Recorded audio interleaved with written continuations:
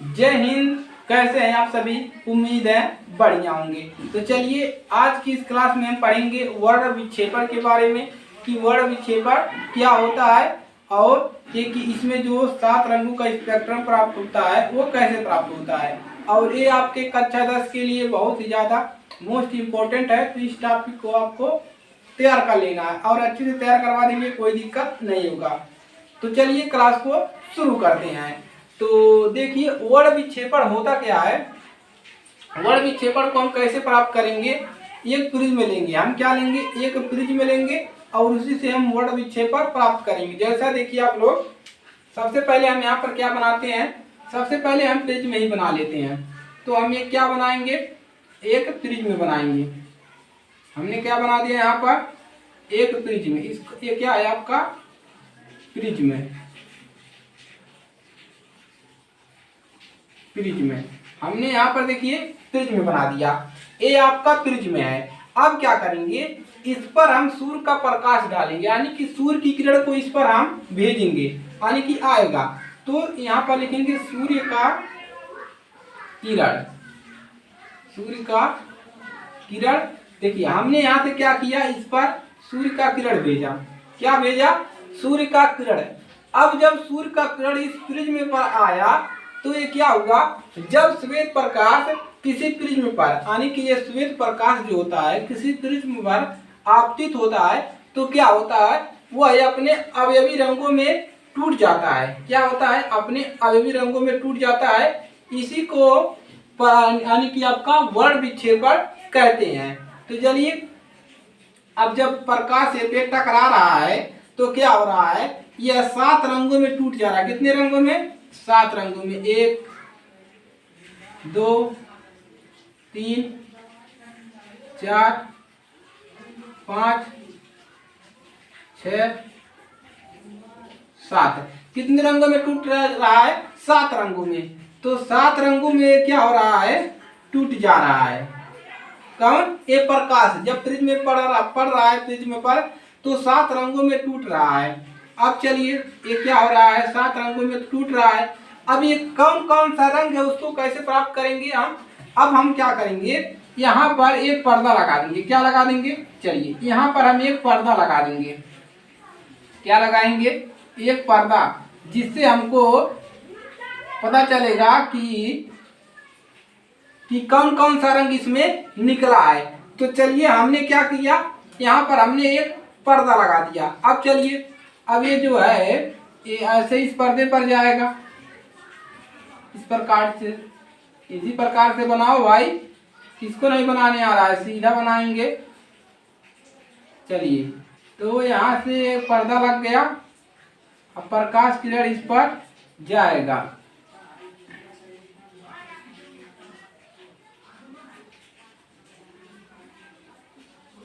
चलिए अब पर्दे पे प्रकाश किरण जब आया, पर्दा क्यों लगाए? रंगों को पहचानने के लिए हमने क्या लगा दिया? एक पर्दा लगा दिया। ये तो प्रकाश किरण जा रहा है प्रिज्म में होकर 7 रंगों में टूट गया। अब इस पर जा रहा है। अब इस पर्दे पर हमने लगाया यानी कि रंग को पता करने के लिए कौन कौन सा रंग इसमें से निकला। तो चलिए उसको लिखते हैं। तो सबसे पहला रंग निकला आपका लाल। कौन सा निकला? लाल। उसके बाद क्या निकला? जामुनी। जामुनी निकला। उसके बाद क्या निकला? पीला निकला। पीला। उसके बाद क्या निकला? 3 हो गया। हरा। उसके बाद नीला। उसके बाद नारंगी। नारंगी। उसके बाद लास्ट में आपका निकला बैगनी किरण निकला। तो ये आपका रंग मिल गए। कितने रंग मिल गए? 7 रंग मिल गए। 7 रंग मिल गए। चलिए देखिए सही है। लाल, जामुनी यहाँ पर रहेगा भाई। जामुनी यहाँ पर रहेगा। यहाँ पर नारंगी रहेगा। लाल, नारंगी और यहाँ पर जामुनी रहेगा। जामुनी। तो हमको ये मिल गया, 7 रंग मिल गया। समझ में आया सभी को कि जब श्वेत प्रकाश किसी प्रिज्म पर आपतित होता है तो वह अपने अवयवी रंगों में, यानी कि जब सूर्य का प्रकाश इस प्रिज्म पर टकराएगा तो तो 7 रंगों में बिखर जाएगा, जिसको हम पर्दा लगाकर देख लिए हैं। अब देखिए उसी को लिख लेते हैं। चलिए यहाँ पर आपके लिए लिख देते हैं कि जब श्वेत प्रकाश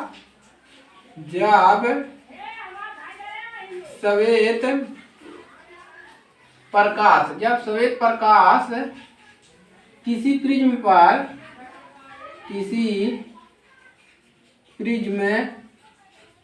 प्रिज्म पर आपतित होती है, टकराती है, आपतित होती है, तो वह अपने अवयवी रंगों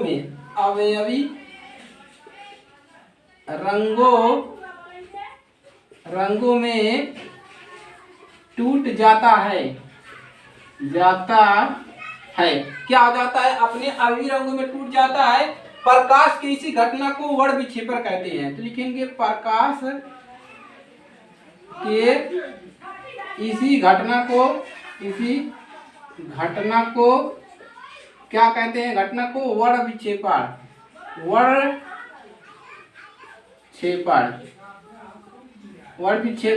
कहते हैं। तो लिख लिया।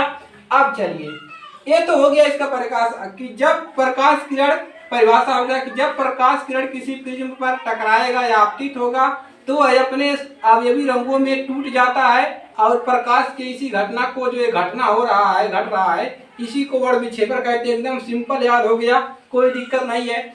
और इसका रंग हम पर्दे को लगाकर प्राप्त कर सकते हैं। अब हम क्या देखेंगे?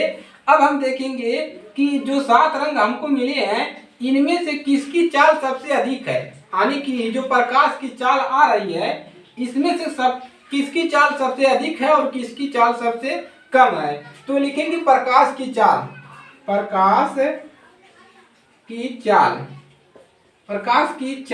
पहला हम क्या देखेंगे कि प्रकाश की चाल सबसे अधिक किसकी है। तो क्या लिखेंगे? सबसे अधिक प्रकाश की चाल किसकी है? लाल रंग की। तो इसको याद रखेंगे, लाल रंग की सबसे अधिक है और तथा बैगनी की सबसे कम। और किसका सबसे कम होगा? प्रकाश की चाल बैगनी का सबसे कम होगा। बैगनी का सबसे कम। अब चलिए क्यों कम है बैगनी का और क्यों और लाल रंग का प्रकाश की चाल ज्यादा है? क्योंकि जो है देखिए लाल रंग का जो तरंग दैर्घ्य होता है वो सबसे अधिक होता है और बैगनी का सबसे कम होता है। जैसे देखते हैं आप, ये एम्बुलेंस हो गया, एम्बुलेंस में लाल रंग से लिखा रहता है। लाल रंग क्या होता है? वो दूर से देखने पे भी मतलब दिखाई देता है, अच्छे से दिखाई देता है, इसीलिए लाल रंग का जो तरंग दैर्घ्य होता है वो ज्यादा होता है। इसीलिए सभी जगहों पर देखिए लाल रंग से लिखा रहता है। एम्बुलेंस हो गया और जगहों पर हो गया, रेलवे पे हो गया, इसीलिए लिखा रहता है ताकि लोग दूर से उसको देख सकें। तो ये हो गया। अब यहाँ पर प्रकाश की चाल हो गया, क्यों अधिक होता है? तरंग दैर्घ्य क्या है? तरंग दैर्घ्य लिख लेंगे। तरंग दैर्घ्य किसका अधिक होता है? लाल रंग का अधिक होता है। किसका? लाल। ऐसा करके लिख लीजिएगा, प्रकाश की चाल तरंग दैर्घ्य लाल रंग का सबसे अधिक है और बैगनी का कम, और बैगनी का कम। लाल रंग का जो तरंग दैर्घ्य होता है बैगनी से ज्यादा होता है। ये हो गया। अब चलिए अब हम इसमें देखेंगे कि किस रंग का अपवर्तनांक, प्रिज्म की अपवर्तनांक सबसे अधिक होगा, यानी कि कौन सा रंग है कि जो प्रिज्म है इसका अपवर्तनांक जो है वो किसका अधिक होगा? लाल का होगा, नारंगी, पीला, हरा, नीला, जामुनी, बैगनी, किसका अपवर्तनांक अधिक होगा? तो इसको नोट करेंगे और अपवर्तनांक वाले को हम लिखेंगे। तो नोट कर लिया। चलिए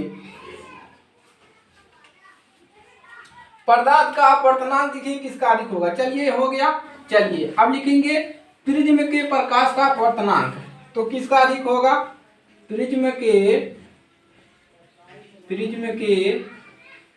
प्रकाश का अपवर्तनांक। अब अपवर्तनांक देखेंगे, सभी को समझ में आ रहा है, समझ में सबको आएगा कि किस रंग का जो है अपवर्तनांक सबसे अधिक होगा।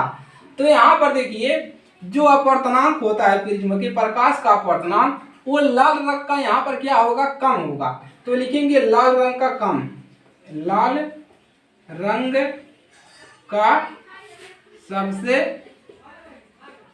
कम, तथा बैगनी रंग का क्या होगा, सबसे ज्यादा। बैगनी का सबसे ज्यादा, ज्यादा या अधिक है, सबसे अधिक है, अधिक है। देखिए आपसे एक नंबर का क्वेश्चन यहाँ से बन जाता है कि प्रिज्म के प्रकाश के लिए अपवर्तनांक किस रंग का अधिक होता है। ऑप्शन में दे देगा लाल, नारंगी, पीला, हरा, बैगनी। तो इसमें से आपको अगर आप पता रहेगा कि प्रिज्म का जो प्रकाश का अपवर्तनांक होता है वो लाल रंग का सबसे कम होता है और बैगनी का सबसे अधिक होता है। क्यों होता है, क्यों होता है, देखिए ये भी जानेंगे क्यों होता है इसका अपवर्तनांक।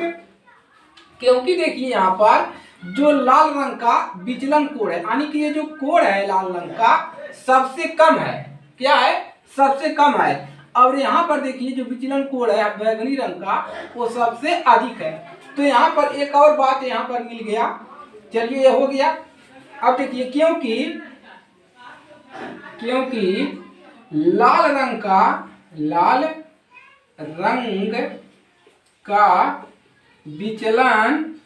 विचलन कोण क्या होता है, कम होता है, कम होता है। और आगे लिखेंगे और बैगनी का क्या होता है, सबसे अधिक। तो इसको मिटा रहे हैं और लिखेंगे बैगनी का सबसे अधिक है और बैगनी रंग का विचलन कोण सबसे क्या होता है, अधिक होता है, अधिक होता है। तो ये है आपका वर्ण विक्षेपण की पूरी जानकारी। यहाँ से आपके नंबर क्लियर है। अगर आप इसको याद कर लेते हैं, याद क्या करना है, ये तो तैयार हो गया आपका, कोई दिक्कत इसमें है नहीं। तो यहाँ से आपके 5-6 नंबर आराम से क्लियर हो जाएंगे। एक नंबर के क्वेश्चन यहाँ से ज्यादा बनते हैं क्योंकि इसी प्रकार के क्वेश्चन यहाँ पर एक नंबर के बनते हैं। तो 20 नंबर का आपका ऑब्जेक्टिव होगा। तो यहाँ से 2-3 नंबर तो आपको एक नंबर को देखने को मिल जाएगा। तो इसमें होता क्या है कि वर्ण विक्षेपण क्या है कि जब श्वेत प्रकाश किसी प्रिज्म पर आपतित होता है तो अपने रंगों में क्या होता है, टूट जाता है। इसी को क्या कहते हैं, इसी घटना को, प्रकाश की इसी घटना को वर्ण विक्षेपण कहते हैं। और देखिए हमको यहाँ से क्या पता चला कि प्रकाश की चाल किसकी अधिक होती है, लाल रंग की, सबसे कम बैगनी रंग की। और तरंगदैर्घ्य किसका ज्यादा हो रहा है, लाल रंग का। बैगनी रंग का जो तरंगदैर्घ्य है सबसे कम। और देखेंगे कि प्रिज्म का अपवर्तनांक किसका अधिक है, तो बैगनी रंग का सबसे अधिक है, लाल रंग का अपवर्तनांक कम है। और देखेंगे हम क्यों कम है, क्योंकि लाल रंग का विचलन कोण कम है और बैगनी रंग का विचलन कोण अधिक है। तो यही है आपका वर्ण विक्षेपण। चलिए तो यहाँ तक समझ में आ गया आपको सभी को। चलिए तो देखिए आज के लिए सिर्फ इतना ही। और अगर एक क्लास अच्छी लगे तो वीडियो को लाइक करिए और इस वीडियो को पूरा शेयर कर दीजिए। भारत में जितने भी यूपी बोर्ड के बच्चे हैं सभी के पास जाना चाहिए ताकि हर एक बच्चे की मदद हो सके। तो चलिए आज के लिए सिर्फ इतना ही, मिलेंगे नेक्स्ट क्लास में। तब के लिए जय हिंद, जय भारत।